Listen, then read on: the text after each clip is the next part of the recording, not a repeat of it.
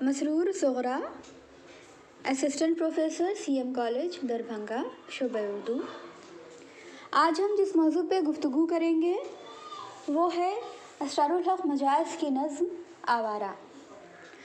دیکھیں کہ شہر کی رات اور میں ناشاد و ناکارہ پھروں، جگمگاتی جاگتی سڑکوں پہ آوارہ پھروں، غیر کی بستی ہے کب تک در بدر مارا پھروں، اے غم دل کیا کروں، اے وحشت دل کیا کروں۔ جھلملاتے قمقموں کی راہ میں زنجیر سی، رات کے ہاتھوں میں دن کی موہنی تصویر سی، میرے سینے پر مگر رکھی ہوئی شمشیر سی، اے غم دل کیا کروں، اے وحشت دل کیا کروں۔ یہ روپہلی چھاؤں یا آکاش پر تاروں کا جال، جیسے صوفی کا تصور جیسے عاشق کا خیال، آہ لیکن کون جانے کون سمجھے جی کا حال، اے غم دل کیا کروں، اے وحشت دل کیا کروں۔ پھر وہ ٹوٹا ایک ستارہ، پھر وہ چھوٹی پھلجھڑی، جانے کس کی گود میں آئی یہ موتی کی لڑی، ہوک سی سینے میں اٹھی چوٹ سی دل پر پڑی، اے غم دل کیا کروں، اے وحشت دل کیا کروں۔ رات ہنس ہنس کر یہ کہتی ہے کہ میں خانے میں چل، پھر کسی شہناز لالہ رخ کے کاشانے میں چل، یہ نہیں ممکن تو پھر اے دوست ویرانے میں چل، اے غم دل کیا کروں، اے وحشت دل کیا کروں۔ ہر طرف بکھری ہوئی رنگینیاں رعنائیاں، ہر قدم پر عشرتیں لیتی ہوئی انگڑائیاں، بہہ رہی ہیں گود پھیلائے ہوئے رسوائیاں، اے غم دل کیا کروں، اے وحشت دل کیا کروں۔ راستے میں رک کے دم لے لوں میری عادت نہیں، لوٹ کر واپس چلا جاؤں میری فطرت نہیں، اور کوئی ہمنوا مل جائے یہ قسمت نہیں، اے غم دل کیا کروں، اے وحشت دل کیا کروں۔ منتظر ہے ایک طوفان بلا میرے لیے، اب بھی جانے کتنے دروازے ہیں وا میرے لیے، پر مصیبت ہے میرا عہد وفا میرے لیے، اے غم دل کیا کروں، اے وحشت دل کیا کروں۔ جی میں آتا ہے کہ عہد وفا بھی توڑ دوں، ان کو پا سکتا ہوں میں یہ آسرا بھی توڑ دوں، ہاں مناسب ہے یہ زنجیر ہوا بھی توڑ دوں، اے غم دل کیا کروں، اے وحشت دل کیا کروں۔ ایک محل کی آگ سے نکلا وہ پیلا ماہتاب، جیسے ملا کا امامہ جیسے بنیے کی کتاب، جیسے مفلس کی جوانی جیسے بیوہ کا شباب، اے غم دل کیا کروں، اے وحشت دل کیا کروں۔ دل میں ایک شعلہ بھڑک اٹھا ہے آخر کیا کروں، میرا پیمانہ چھلک اٹھا ہے آخر کیا کروں، زخم سینے کا مہک اٹھا ہے آخر کیا کروں،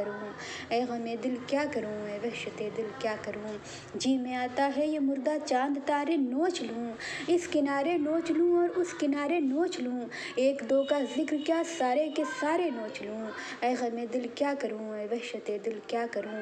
مفلسی اور یہ مظاہر ہیں نظر کے سامنے، سینکڑوں سلطان جابر ہیں نظر کے سامنے،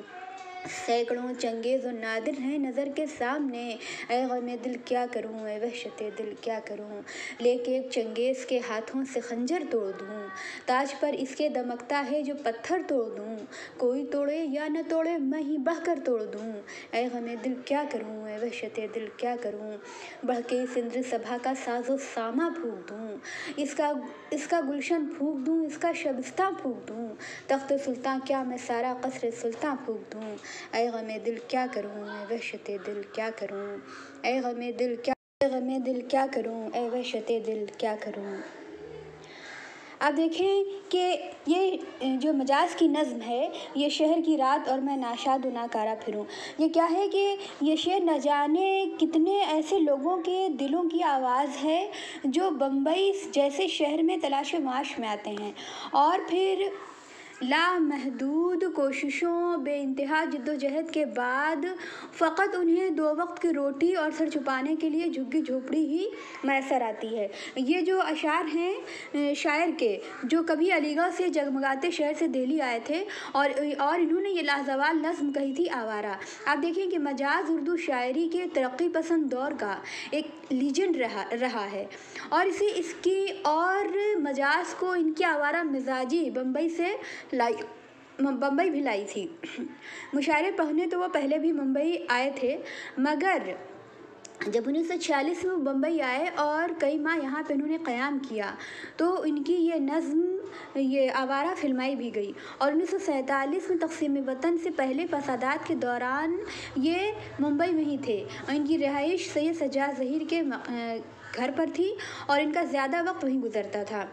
آپ دیکھیں کہ یہ ایک نہایت نستعلیق شخص کی حیثیت سے دنیا میں مشہور ہوئے اور کامریڈ احمد کے نام سے بھی مشہور تھے. بہت صاف ستھرے لباس میں ہمیشہ شیروانی اسی رنگ کی ٹوپی کے وہ پہنتے رہے. مجاز کو اپنی شاعری سے عشق تھا. وہ شعر کہہ کر یہ سوچتے تھے کہ ادیبوں کے مختلف حلقوں میں اسے کس نظر سے دیکھا جائے گا. ایسا نہیں ہے کہ مجاز افلاطونی عشق کرتے تھے اور بس ایک ہی محبوب کو اپنا ملجا و ماوا کہتے تھے. ٹھیک ہے، انہوں نے بھی عشق کیا تھا، انہوں نے چوٹ بھی کھائی تھی، مگر وہ اس کے لیے مجنون نہیں ہو گئے. ایسا نہیں ہے، وہ خالص حسن پرست تھے اور حسن سے حظ اٹھانا اپنا پیدائشی حق سمجھتے تھے.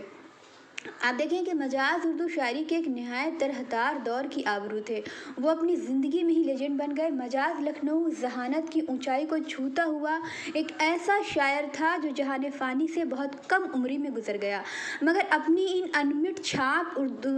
چھاپ جنہوں نے انمٹ نقوش انہوں نے اردو زبان، اردو شاعری اور ترقی پسند تحریک اور علی گڑھ مسلم یونیورسٹی پر اس طرح انہوں نے ثبت کیے ہیں کہ اس کے دھند پڑنے، اس کے ماند پڑنے کے آثار آج بھی ہمیں نظر نہیں آتے. اور یہ نقوش اتنے گہرے ہیں، جدید دور کی شاعری، ترقی پسند تحریک اور علی گڑھ کا ذکر بنا مجاز لکھنوی کے نامکمل رہتا ہے. اب دیکھیں کہ مجاز کی 44 سالہ زندگی پر اگر ہم نظر ڈالتے ہیں تو بحیثیت شاعر ان کی عمر اور بھی مختصر نظر آتی ہے. ایسے دور میں جب اردو شاعری اپنی معراج پر پہنچی ہوئی تھی،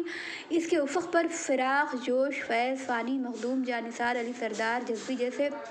تابناک ستارے چمک رہے تھے. کسی بھی شاعر کے لیے اپنی خاص جگہ بنانا بہت مشکل تھا، لیکن اس دور میں بھی، اس نازک دور میں بھی مجاز نے کچھ لمحوں کے لیے اردو شاعری کے آسمان پر چمکتے ہوئے ستاروں کی مانند اپنی حیثیت اختیار کی اور ایسی روشنی بکھیری اور بکھیر کر گل ہو گئے جو آج بھی نوجوان نسلوں کے دلوں کو گرما دیتی ہے. مجاز کی شخصیت اور شاعری نے اتنا گہرا اثر کیوں چھوڑا؟ اس سوال کا جواب ڈھونڈنا تقریباً محال ہے. آپ دیکھیں کہ مجاز کی نظم آوارہ نے اس وقت کی پوری اردو دنیا کو چونکا دیا. دور حاضر اور اگلے زمانے کے شاعروں کو اردو شاعری میں استعمال ہونے والی تشبیہات اور تلمیحات کو نئے انداز میں دیکھنے پر مجبور کر دیا. اس نظم میں چاند کو ملا کا امامہ، بنیے کی کتاب اور مفلس کی جوانی اور بیوہ کے شباب جیسی بیکار اور لاحاصل چیزوں سے تشبیہ دینے کی جسارت کسی شاعر نے اردو شاعری میں پہلی بار کی تھی. اب تک چاند عشق، خوبصورتی اور معشوق کے معنی میں استعمال ہوتا رہا تھا. ویسے تو پوری نظم کے جو رنگ ہیں وہ عجیب طرح سے دل پہ اثر کرتے ہیں، مگر یہ بند عجیب طرح ہے کہ ایک محل کی آگ سے نکلا وہ پیلا مہتاب یعنی پیلا چاند. آپ دیکھیں چاند کو کیسے تشبیہ دی کہ جیسے ملا کا امامہ، جیسے بنیے کی کتاب، یعنی کہ جس کی کوئی اوقات نہیں، جو بیشتر اوقات دھندلی ہو چکی ہیں، اپنی اصل شکل کو زائل کر چکی ہیں. جیسے مفلس کی جوانی، جیسے بیوہ کا شباب، اے غم دل کیا کروں اے وحشت، یعنی وہ اتنے پریشان ہیں کہ چاند جو کہ خوبصورتی، اب جب کسی کو خوبصورت کہنا چاہتے ہیں تو اسے کیا ہے، چاند سے تشبیہ دیتے ہیں. یعنی چاند خوبصورتی کا استعارہ ہے. خوبصورتی کی جب تشبیہ دی جاتی ہے تو چاند سے تشبیہ دی جاتی ہے، کیسا چاند کا چہرہ ہے. لیکن شاعر اس قدر مزمل، اس قدر پریشان ہے کہ اسے چاند بھی کوئی خوبصورت پیکر کی شکل میں اس کے تصور میں نہیں ابھر رہا ہے، بلکہ وہ یہ سوچ رہا ہے کہ چاند بھی جو ہے وہ ایک دھندلی سی چیز ہے جس میں داغ ہے، جو دل کے سکون کا سامان نہیں بن سکتا. اور علی گڑھ مسلم یونیورسٹی مجاز کی ذہانت، بذلہ سنجی اور حاضر جوابی آج بھی بہت مشہور ہے. آپ دیکھیں کہ اگر ہم مجاز کی پوری نظم کا مختصر سا تبصرہ یہاں پہ کرتے ہیں تو پہلے بند کا تو خیر کر لیا کہ شہر کی رات اور میں ناشاد و ناکارہ پھروں، یعنی کہ جب وہ علی گڑھ سے آئے بمبئی تلاش معاش کی میں تو وہ کافی پریشان اور سرگرداں رہے، کافی جدوجہد انہوں نے کی. اور پھر اپنی بےقراری اس طرح سے بتا رہے ہیں کہ رات کے ہاتھوں میں دن کی موہنی تصویر سی، میرے سینے پر مگر رکھی ہوئی شمشیر سی، جھلملاتے قمقموں کی راہ میں زنجیر. اب یعنی یہ اپنی راہوں میں آنے والی پریشانیوں کا ذکر کر رہے ہیں کہ گرچہ دنیا بہت خوبصورت ہے، بہت زیادہ دلاویز ہے، دلکش ہے، مگر میرے سینے میں ایک شمشیر سی چل رہی ہے. میں ہر لمحہ، ہر وقت میں پریشان ہوں. یہ رو پہلی چھاؤں یا آکاش پر تاروں کا جال، جیسے صوفی کا تصور، جیسے عاشق کا خیال، لیکن کون جانے کون سمجھے جی کار. یعنی اپنے دل کی جو وحشت ہے، جو پریشانی ہے، جس اضطراب سے وہ گزر رہے ہیں، انہوں نے اس ہیجانی کیفیت کی عکاسی کی ہے کہ گرچہ آسمان بہت خوبصورت ہے، اپنے تاروں کی موجودگی میں، ماہ انجم کی موجودگی میں چاند ستاروں کی موجودگی میں آسمان بہت ہی خوبصورت نظر آ رہا ہے، لیکن اس کے باوجود میں اپنے دل کے حال کا کیا کروں جو بہت ہی مزمحل ہے، بہت ہی ٹوٹا ہوا ہے، بہت پریشان ہے۔ پھر وہ ٹوٹا ایک ستارہ، پھر وہ چھوٹی پھول جڑی، جانے کس کی گود میں آئی یہ مٹی کی لڑی، ہوک سی سینے مٹھی چوٹ سی دل پر پڑی۔ اب دیکھیں کہ یہ ایک انسانی فطرت ہے کہ اگر انسان کا دل مغموم ہو، دل پریشان ہو، دل میں کوئی صدمہ اسے کاری لگا ہو، کوئی سخت مزمحل ہو، یا ایسے یہ کہہ لیں کہ کسی سخت صدمے سے اگر انسان دوچار ہے، اور ایسی صورت میں اگر کائنات کی تمام خوبصورتی بھی مجسم ہو کر آپ کے سامنے کھڑی ہو جائے، یہ کائنات کی دیگر تمام خوشیاں، تمام جلوے، تمام خوبصورتیاں، تمام دلنشی، تمام دلکشی ایک پیکر کی شکل اختیار کر کے بھی آپ کے سامنے ارد گرد آپ کے منڈلانے لگے، آپ کے حصار میں آ جائے، اس کے باوجود بھی آپ کو